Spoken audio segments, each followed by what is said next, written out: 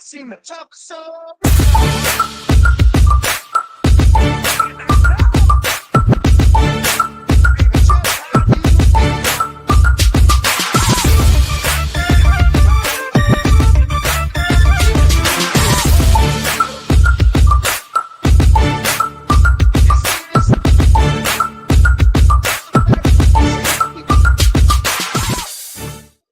Let you see, just see what I do.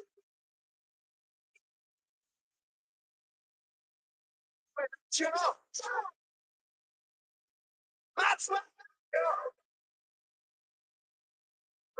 jump, jump. Sit there, baby, how you been? You say you don't know you won't know till you feel it. Can't you see me standing here like I'm against the night in the shade?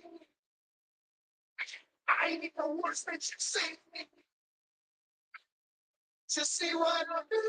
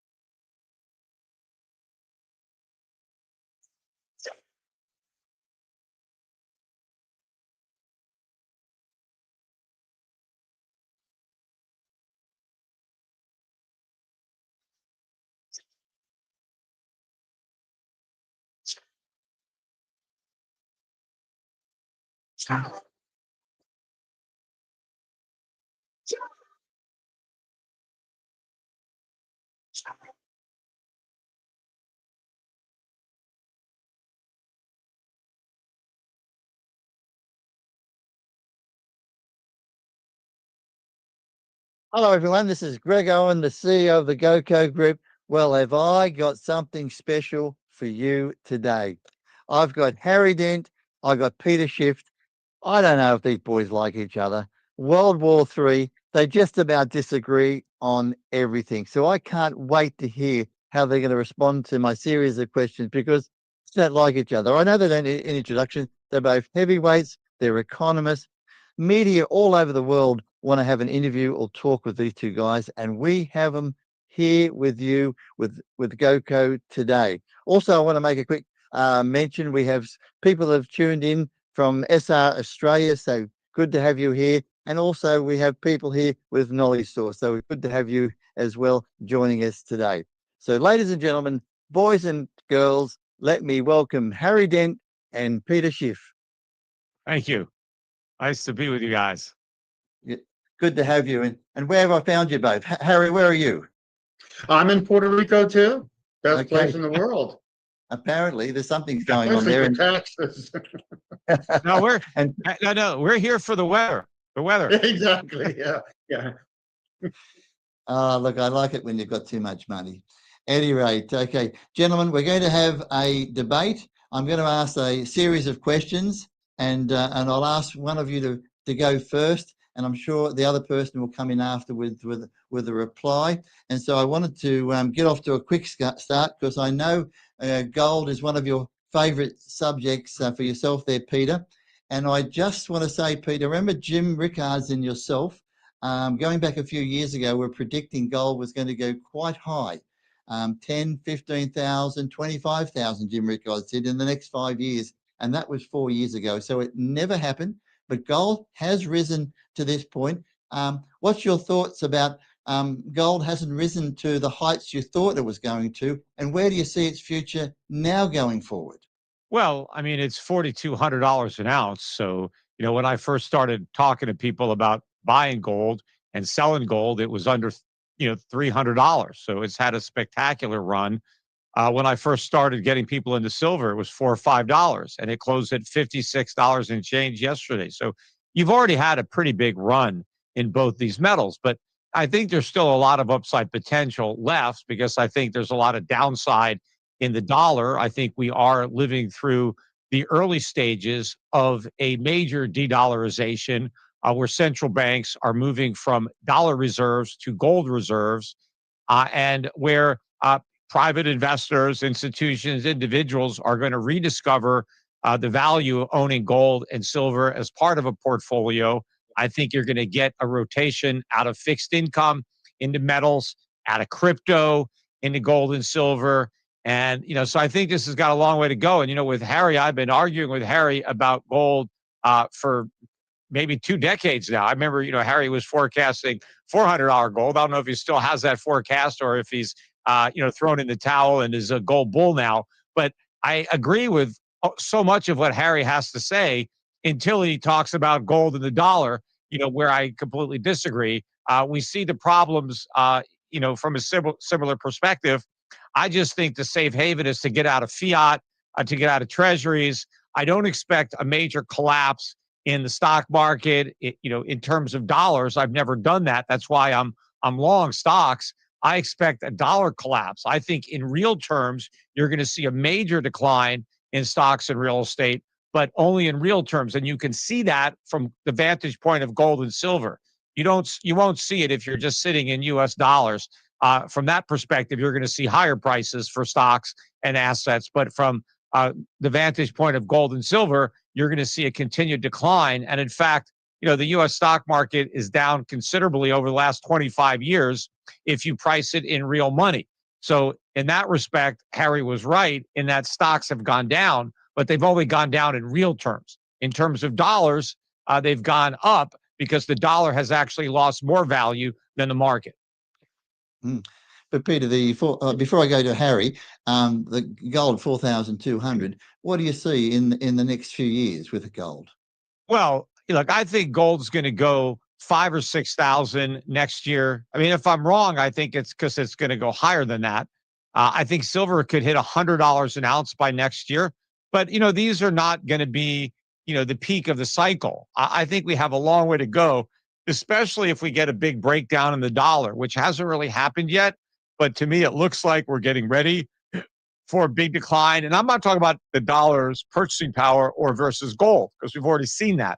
I'm talking about against its fiat counterparts, like the euro or the British pound or, the yen. I mean, you can certainly see the Swiss franc. The dollar is almost at an all-time record low against the Swiss franc. And that's because the Swiss franc is the least, weak of all the fiat currencies. So that's kind of the safest haven if you're just looking at fiat. But I think when it really starts to break down against the other major fiat currencies, that's going to be an environment where gold's really going to shine. The fact that gold has been so strong when the dollar has been able to hold up against those currencies is just a glimpse of how much stronger gold's going to be when we really have the dollar falling. Harry, I know you've got a strong opinion on this, so I'll let you loose. Yeah, I mean, the way I see gold, it is doing what everything else is doing, even and better than the commodity sector that it's a part of. Gold has gone up. It has gone up more than the NASDAQ by about 10% in the last 3 years, in the steepest part of this bubble. And I think we're right near the top because of this final run up like this. That's what you look for. So it's actually bubbled. It's gone up 50% more than the S&P 500 and 10% more than NASDAQ in this last phase of the bubble. So it is bubbling with everything else. I might look at the past, the bubble burst and stuff, and the 2008 downturn. Gold will tend to hold up into the early stage of the crash because it still has this kind of safe haven halo. But then it'll eventually come down. It just won't go down as much as stocks. So I'm looking at gold maybe gets up to as high as 5,000 near term as we start to go, as this downturn looks more likely, but then when it really hits, it could end up back in the 1,000 to 2,000 range. That's what I'm looking at. But that's going to look, even the downturn would look good, because this to me is going to be for risk assets, and particularly stocks that have been just pushed up by monetary stimulus. We've skated over what would have been a long-term demographic downturn with $29 trillion in stimulus, still $2 trillion a year on the fiscal side. Its stocks will see a crash more of the 29 to 32 magnitude. And again, I know Peter can talk about different currencies. Everybody I talk to in dollars. So I think in dollars, and everybody listen thinks in dollars. So in dollars, the stock crash is going to be the biggest we've seen, bigger than 2000 to 2002, more like 29 to 32. We'll see what the government does, but they've blown a lot of ammunition, 29 trillion, 2/3 of that fiscal and 1/3 monetary. So they're going to be too late, Jerome, and they've already stimulated so much it gets hard for them. They're going to have to keep upping this exponential to do it. So I see stocks taking the biggest crash.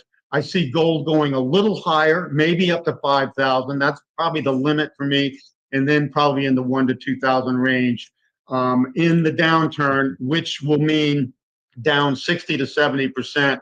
When stocks could be down 80 to 95. Now that may not happen because the government's going to step in, but when you keep stepping in and keep stimulating and you keep getting another bubble and then it crashes harder the next time, at some point you lose credibility and the bubble gets so big. You got to remember, this bubble's now gone 16 and a half years, going on 17. No bubble in history, bubble fades like 95 to 2000 or 24 to 29.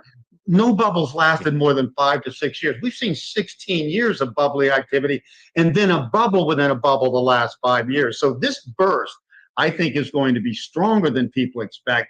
And the Fed is going to be behind the curve on it. And so I think it's going to get away from. But that's the big question. How fast do they react and how much can they stop this? I think they pushed it so far that the rubber band's going to come back on. Well, that's a damn big crash. What do you think, Peter? Well, I think Harry's still living in the 1930s. He thinks we're still on, sound money or a gold standard. I don't think that we're going to. What did I say that had anything to do with that, Peter? Well, because we're not going to have a 80 or 90% decline in terms of dollars, because the dollar isn't gold anymore. It's just fiat. And the government will print so much money. The stock market has been priced in dollars. It will be priced in dollars when it crashes. So that's baloney. That's why it won't crash in dollars. Nobody's going to care what it is versus gold, except for you and some gold bars. It will crash in terms of gold. It will not crash in terms of dollars. I don't care, and nobody that reads my newsletter cares if it crashes in gold. If it doesn't crash for its gold, if it's going to crash in dollars, they care if it crashes in dollars. They're in dollars. Yes, and the dollar is going to lose more value than stocks, because in order to prevent. In 2008, the dollar went up at the worst of the crisis. Yeah, and the dollar did go up, and it's not going to do that anymore. I think the situation is much different. The world is de-dollarizing. And our debt and our deficits. Last time everything else went down, including gold at that point in the late stage of 2008. People went to the dollar. The dollar was the only thing that went up in the end. Only thing. Yeah, gold went down briefly because it went from 300 to 1,000, and then it pulled back to like 700, and then moved up to 1,900 pretty quickly. But look, gold's over 4,000. It's continuing to go higher, and you think gold is a bubble. Gold has none of the characteristics of a bubble. I mean, I'm in the gold business. Has bubbled exactly as much as stocks in the last 5 years and more in the last 3. It is bubbling. Look at the chart, Peter. It's a chart. Take the label off it. Forget it's gold. Compare it to any other chart. It's gone up faster than stocks have recently. The public doesn't own gold. No one's been buying it. Nobody has it. There is no bubble. And in fact, adjusted for inflation, it's barely above its 1980 high. And People silver are is buying still it well in below. dollars. It's going up in dollars. When it crashes, they're going to lose dollars. I don't care what else you compare it to. They make A's over this thing. It's ridiculous, Peter. You've been singing this song for 20 years. There's no song. There's booms, there's bubbles, and there's crashes. Yeah, but gold is at $4,000. Gold is 10 times what you said it would be. So it's 4,000, not 400. So it has bubbled. That means it's not going to be the safe haven if it's as big a part of the bubble as everything else in it. No, why do you think central banks are buying it? You think they're chasing a bubble? They're de-dollarizing. This is a real move. It is a reset of the monetary order. They're just hedging their own aggressive policies is what they're covering their ass. No, they're getting out of dollars. That's what. See, you think there's all these problems, Harry. You think there's all these problems in the U.S. economy, and you want to own dollars. That's the one thing that we could print in unlimited quantities. All the problems that you see will result in massive inflation. Most of the investments I'm buying here are priced in dollars. I can't. Yeah, but they're going to print so many dollars, they're not going to buy anything. Harry, can't you understand that? The dollar is just a piece of paper. They can create it out of thin air. I know, but Peter, everybody's printing money. We're the least. Japan's printed way more than us. Europe's printed substantially more than us. We're the best house in a bad neighborhood, which is why we went up in 2008 at the end, not because it was sound, because it's the best house in a bad neighborhood. No, gold is in the neighborhood. In fact, it's not even in the neighborhood because it's too pristine to be in our ghetto. Gold went down in the late stages of 2008. It didn't prove to be the safe haven in the end. It is. Look where it is. Look at the price. It didn't. I'm talking 2008, the last crash. Gold did look like a safe haven at first, and then it went down in the late stages. It didn't go down as bad as other things. Wasn't the worst. Yeah, gold barely went down, and then it No, tripled. it didn't barely go down. Yeah, it went from 1,000 to 700. What's that? What's the big deal? And I got 40% down, so you're cheating a little bit there. Yeah, I don't know. Well, did you own any gold back then? I owned it. No. Yeah, and you still don't own it. Look, it's been the best performing asset this century, and you don't even own it. I don't have to own it to track it. I don't own gold because I don't think it's an income producing a long-term. I'm going to own gold in the next boom because India is going to drive it up. Where has your money been these last 25 years? How have you invested your money? Stocks and real estate, like most people. All right, so you're in the stock market. But I'm selling my house. I love my house here in Palmas. I don't want to. I'm selling it because it has bubbled, particularly since I bought it in the last 5 years. And it could lose 50, 60% of its value. I don't care about the value of my house, right? But I have my money in stocks, and I have it in gold and silver. I have a lot of mining stocks. I know, but I do. But my house is worth a lot too, though. But I do care about the value, and I can sell it and rent for a few years and then buy it back. I'll probably buy it back from the person I sold it to. I can sell my house for 7 times what I paid for it. I know, whatever. And my condo. Yeah. But Peter, I don't want to talk about things and go. I'm talking. People are investing in dollars and then taking gains and losses in dollars. That's who I'm talking to. If you want to talk about what something does compare to gold, it's not in gold. Look, there's not going to be a crash in terms of dollars. It's the dollar that's going to crash.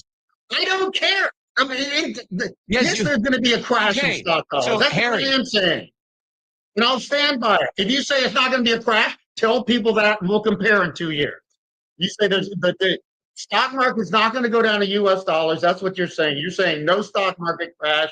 I'm saying stock market crash in dollars. We'll compare that in 2 years. Happy to do that. Happy to be wrong if I'm wrong. You've been wrong, and you are wrong. But the market could go down 20%, maybe.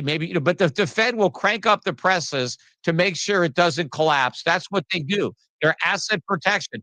We've been doing it for 16 years straight, and they keep having bigger bubbles and bigger bursts. There's a point where you lose credibility. You can't create long-term prosperity simply printing money. Harry, if you're going to talk about losing credibility, look what you've got. No credibility. You've been telling people to be short the market the whole way up. It's going to crash. It's going to crash.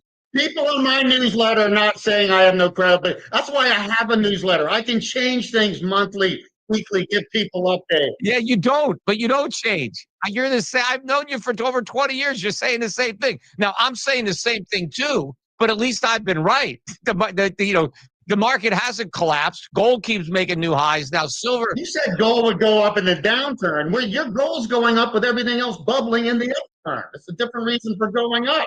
It's everything else is going down in terms of gold. If it bubbles with the bubble, it'll crash with the bubble. That's what I'm saying. Maybe I'm wrong about that. I will stand with that forecast. Bubble burst, gold will follow it. That's my forecast. I have a different question, Harry. I love it. I love it. I absolutely. And my next question also may be a wild one, because will Bitcoin overtake gold as the standard as we see it? I know, Harry, you have a strong opinion on this. Yeah, 10, 15, 20 years from now, I think it is the digital gold. It is more, the gold is slowing down in production, 1% or less. Bitcoin's going to be at zero production soon at 21 million coins. It's the perfect fixed digital thing. It's going up faster than anything else on earth. Once it gets to about 600,000, it'll be closer to the value of all the gold in the world. And then it can grow with a digital economy past that, but still be fixed and be a standard. I think Bitcoin long-term will become the money standard. No way. It's not going to happen in this downturn. Bitcoin's the biggest bubble. Bitcoin's going to get whacked. 15 to 30,000 in the next year. Bitcoin. It's going to get whacked. Okay. As one of your biggest predictions, and I'd like to hear Peter's point of view here.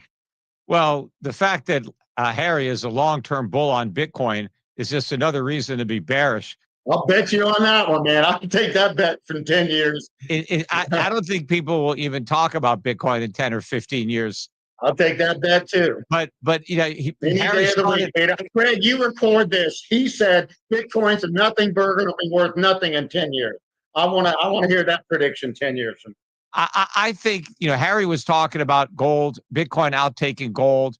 Meanwhile, gold is now up 60% this year. Bitcoin is down 4%.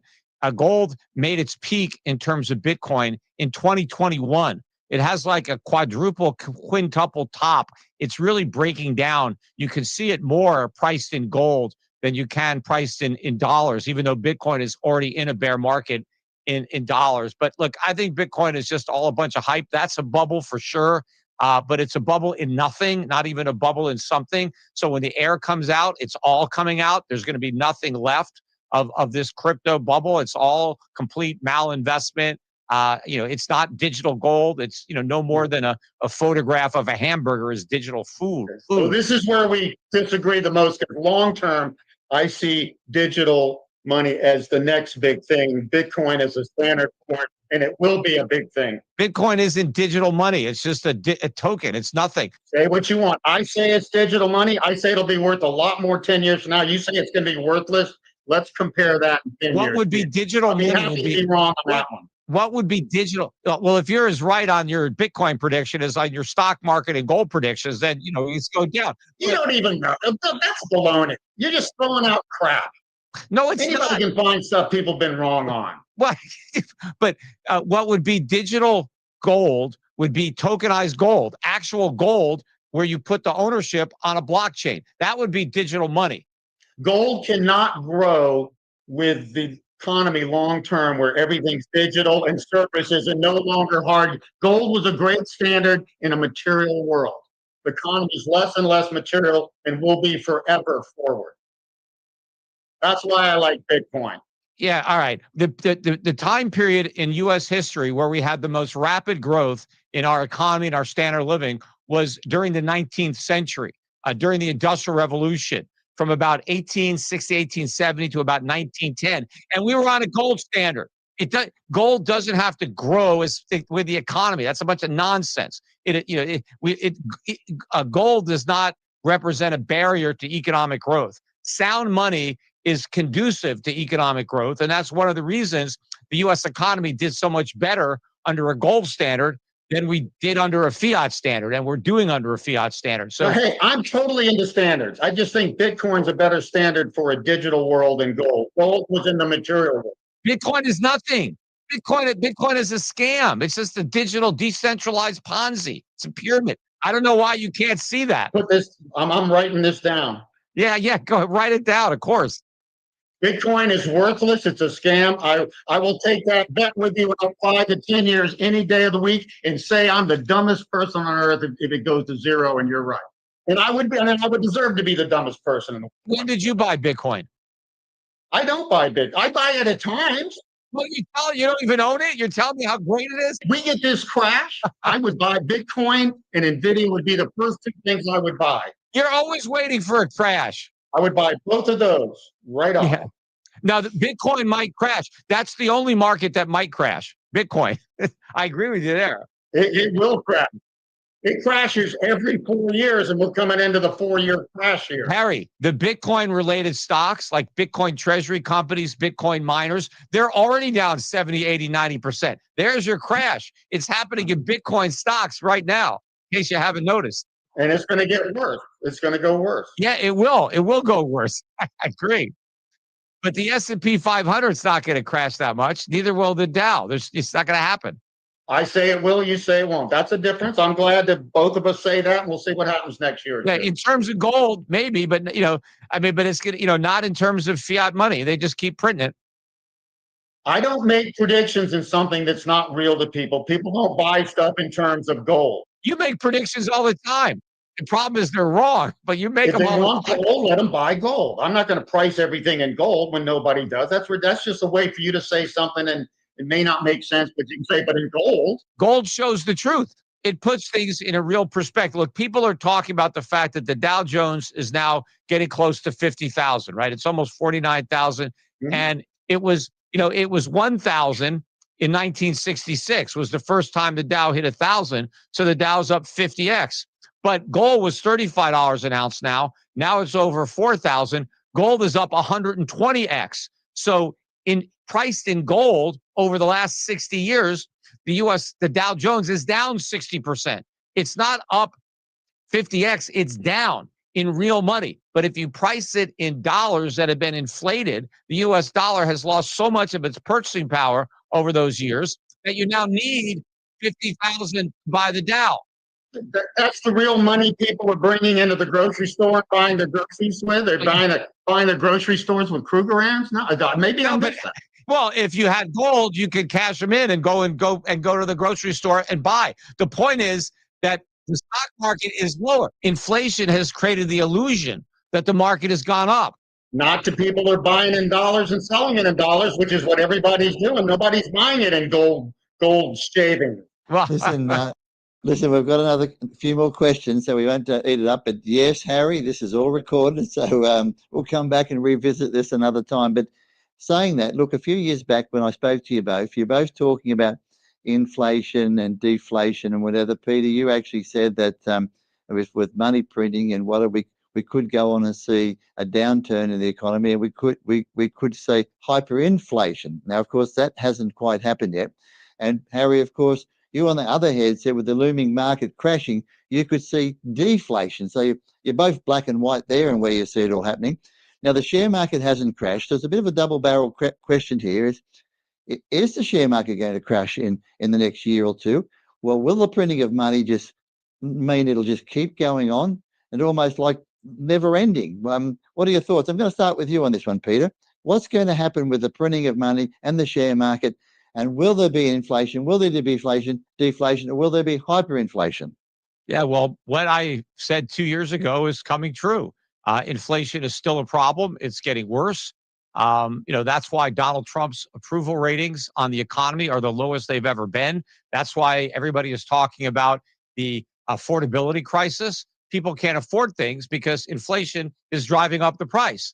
And that's, how we're paying for government. We're running massive deficits and we're creating inflation to pay for it. The economy has weakened. I think it's stagflation. That's one of the reasons the Fed is cutting rates. It has others. But we have a weak economy. We have strengthening inflation.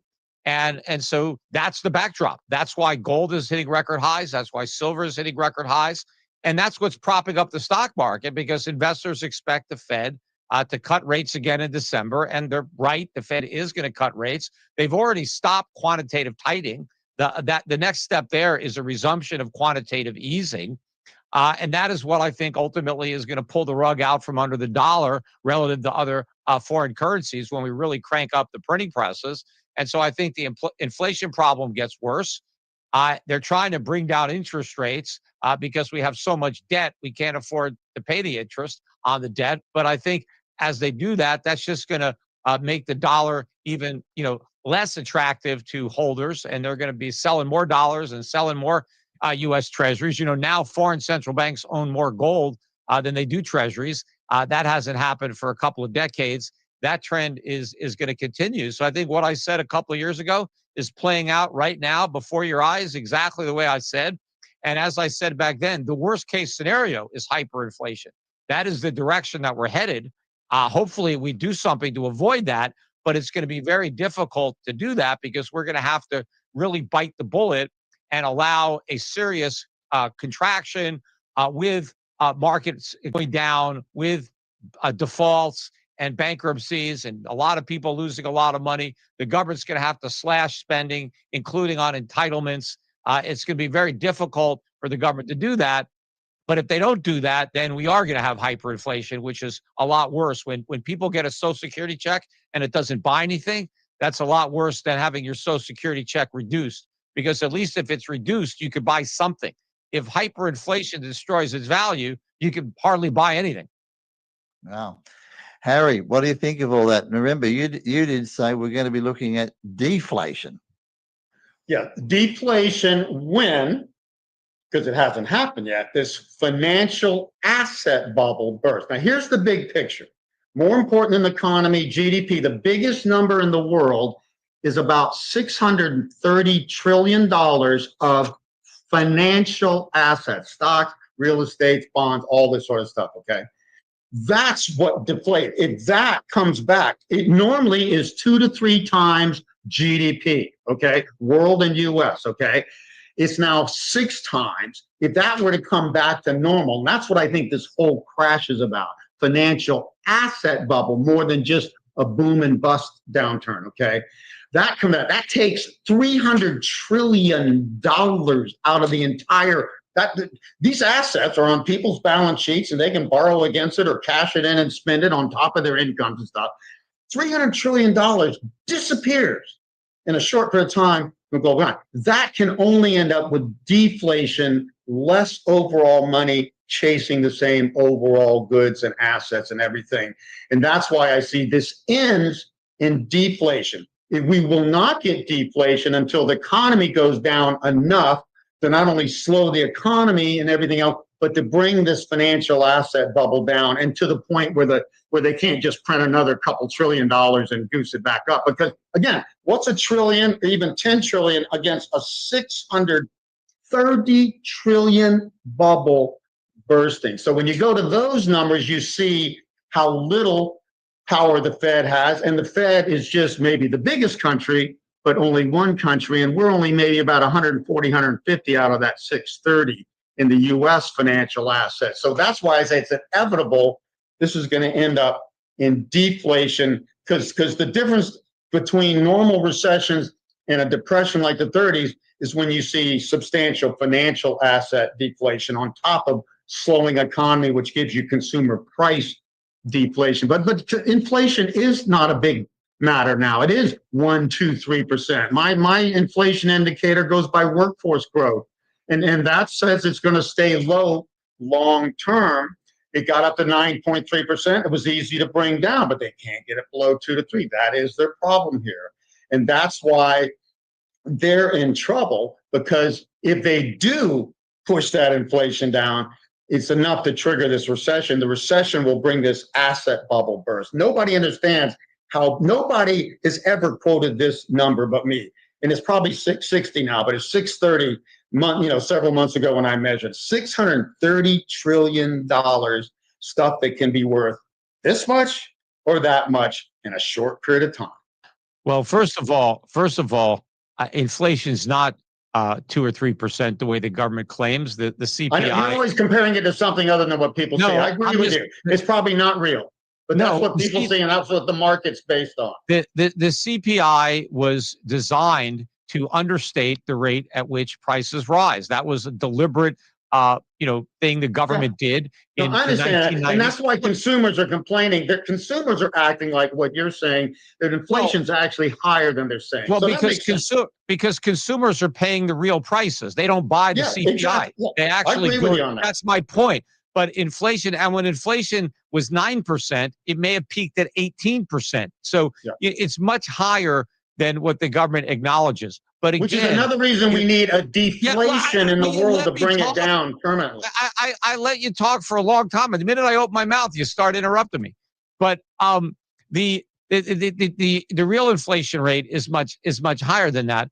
But when Harry is talking about deflation, again, in terms of actual money, right? If you talk the type of money we had in the 1930s, real money, right? Yes, we're going to have deflation. The price of stocks, the price of real estate is going to come down in terms of real money, gold and silver. So if you have, if you have a $20 gold piece, right, that was made before 1933, if in terms of that $20, yes, stocks are going to go down a lot.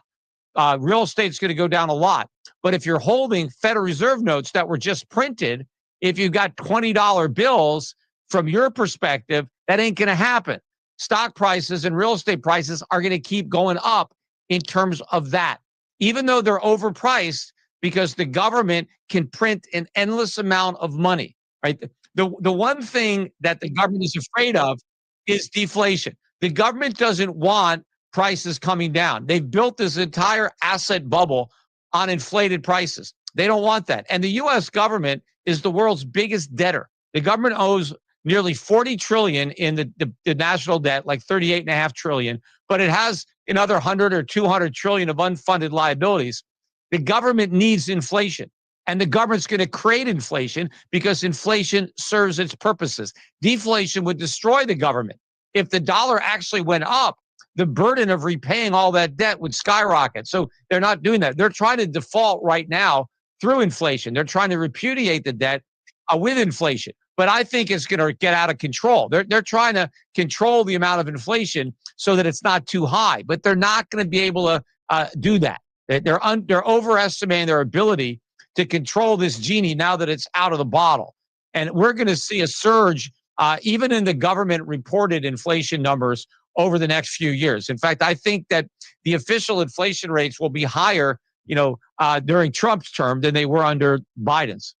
I agree with you. They do want and they do need inflation. The problem is what they don't realize is by keeping this economy pumped up, never letting it correct, never letting it deleverage, they created these giant bubbles, this 630 trillion, which really probably should be about 300 to be fair value for the world. It's that bubble bursting beyond the Federal Reserve, beyond the United States, and beyond more than all other normal assets that's going to kick them because they just thought they could get away with doing this. I agree with you. They want inflation. They will keep printing money. They will keep trying to do this, but it's this bubble they've created is their enemy, and they don't even see it. Yeah, but why? I don't know why you would want to own what they keep printing.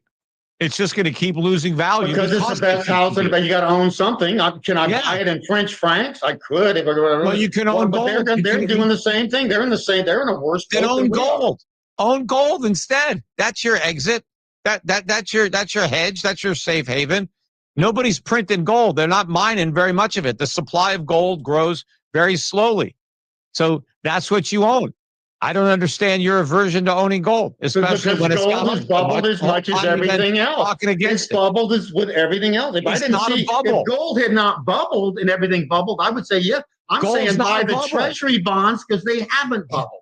No, what do you mean they haven't bubbled? The only thing that hasn't bubbled. In 2020, the yield on a 30-year treasury. Not the yield, the value of the bond. No, that's what you make money or not on when you buy, sell.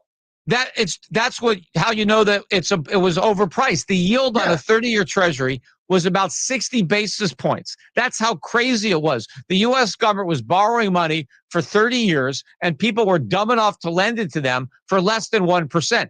That was the peak of the bond market bubble. Now, the air is coming out of it now, right? It's coming out slowly, but it's coming out. And, so, I think you're going to see a big drop in bonds. Now, bond prices may not drop, because the Fed is going to back up the truck to buy bonds with massive quantitative easing. And so what that does is it destroys the value of the currency that the bonds are denominated in. So if you own bonds, you own U.S. Treasuries, and the dollar crashes, then your treasuries have crashed, even if the price doesn't go down, because all you're getting back are dollars. But the dollars you get back will buy a fraction of the dollars that you loaned when you bought the treasuries. Let me just make clear, in dollars, which everybody I know spends and does, the U.S. Treasury bonds, if the economy slows down and goes into a deflationary crash, will go up in value and approximately double. I'm predicting from 80 to 90 today up to 189 to 90 something. Yeah, they will just be a safe haven play for a short period of time. I will stand by that prediction. That's only if we go into a slowdown. They're not going to go up if we keep in a mild inflation economy. Yeah, well, I think I agree with it. That's what the government wants. They need a modest inflation economy because too much is bad for them. Yeah, well, I would avoid U.S. Treasuries like the plague. You got no chance of making money. You're either going to lose because the government defaults, or you're going to lose because they inflate. There's no way you're going to make money in Treasuries. Stay away from it. I'm only looking at Treasuries for during the downturn. I wouldn't even think of holding them into the next boom. Well, I don't want them for the downturn low yield and low appreciation. Yeah, I don't want to. I'd rather own gold. Okay, thank you, because we're getting very close to our time. I want to talk about Donald Trump. And, is he good? Is he bad for the economy? Is he good for the future of America? Is he bad for the future of America? Is he going to hurt America, or is he going to really make America great again? Harry, I'm going to start with you. I do not see him making America great again. He increases the polarization. We are the most polarized we've been since the pre-Civil War and Civil War times. Okay, he only plays into that. He has good policies. He has bad policies. My view of Trump and what I think is due to happen to him, because he's such a braggadocio when it comes down to it, he's walked in to the biggest bubble. Peter and I are not arguing about bubble. We're just arguing about how it crashes and what does well. This bubble burst. He is toast. You even have a recession on your watch in 4 years. You do not. Nobody gets reelected. Okay. Ask George Sr. and other people. Okay. So I think that the economy is going to tank during his term, and he is going to look bad for it, and he's not really going to be the cause. You can't predict tariffs hurt. Tariffs are going to make it look like he's the cause. This would happen without tariffs. He can't outprint it. He can't outprint it. I don't think he can outprint it, and he's not in control of the printing. But he is in control of the tariffs, and people are going to say, well, see, they put tariffs in 29, you had this big crash. Trump puts on tariffs, we have this big crash. That's not going to be the cause, but it is a trigger. I agree with Harry here. I don't think it's the polarization that's the problem, though. I think it's the policies. Trump is a big spender, a big deficit spender. He was one in his first term, and he's exceeding himself in his second term. He's also trying to micromanage the economy, like, he's controlling it and trying to decide what industries should be promoted, like crypto, and he's taking government stakes in different companies. I think the tariff policy is a disaster. And I do agree that it will be the scapegoat. People will say, oh, everything was great, but we have the tariffs. If the Supreme Court declares the tariffs unconstitutional and they go away, Trump will blame that. He'll say, well, they took away my great tariffs, and that's why the economy is collapsing. Or he'll blame it on too late Powell. Look, everybody's going to be looking for a scapegoat when this thing implodes. But Donald Trump owns this economy now. He's put a big T on it, like one of his buildings. And, when it collapses, not only is he going to get the blame, but the Republican brand. And unfortunately, people associate Trump with like this conservative Republican. He's not. He's very liberal in an economic sense. He's closer to a Bernie Sanders, and a lot of people realize just because he's pro-business doesn't mean he's a free market capitalist. I mean, if the government is getting in bed with business and kind of micromanaging it, that's not pro-free market. That's not pro-capitalism. So he's a big government, big spender, inflationist. And when Harry says he doesn't control the Fed, that's exactly what he's trying to do. He's going to put a puppet as the Fed chairman. He's already trying to kick off FOMC members so he can stack the Fed, kind of like Roosevelt tried to stack the Supreme Court. So I think he is taking over the Fed. And that's one of the reasons that people are selling dollars and buying gold. Because once we even drop the pretense that the Fed is independent, and it's clearly basically an arm of the U.S. government, and it's going to print in order to try to keep this bubble going, because that's what Trump cares about. He just wants the bubble to pop after he leaves office, right? So he can claim credit for the phony boom. And so, yeah, they're going to have the Fed, but and that's why it's going to be more inflation. That's going to happen, and that's going to make it harder to see the recession, depression in the numbers, right? The numbers might look good because the GDP keeps going up because the deflator is rigged. The deflator is too low. So we keep getting a nominal increase in GDP, and the stock market could be higher, but the people are going to be struggling because the supermarket prices are going to be going up a lot faster than the stock prices, and the same thing with the rest of the cost of living. So the stagflation economy is going to be a lot worse at the end of this term, which is why I think that the next president is going to be an even more socialist Democrat than Biden was. It'll be somebody maybe like AOC or Mandami or something like that, because the free market is going to be so discredited by the Trump years. And in fact, I think the economy is going to be substantially worse for the midterms in 2026, which means that the Democrats are going to get Congress back. They probably are going to get, I think, the House and the Senate.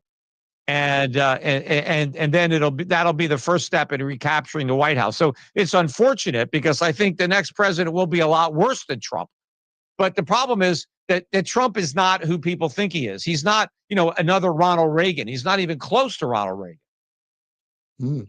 So basically, you're both saying, almost agreeing here, that the share market, the economy, could collapse before the end of his term. I think it'd be very hard to hold this off. And of course, they've been trying, but they've been doing it so long. The longer you pump something up, the tighter you get the bubble, you're getting closer to it collapsing no matter what you do. At some point, the balloon blows if you just keep blowing on it. That's what I'm saying here. I think it's going to happen on Trump. I don't think we make it through his 4 years. If we could just crawl through it, he could walk out, then it would crash on the next president. He could say, well, see, I made it great and they ruined it. I think it's going to crash on him. And it's going to make him look like the biggest duck in history to say he was going to make America great again, and it collapsed. So I think people are unhappy now with the economy still pretty good because the inflation is higher, as we've both been saying, than it's even reported. When it goes down, they're going to be really unhappy and unhappy with him.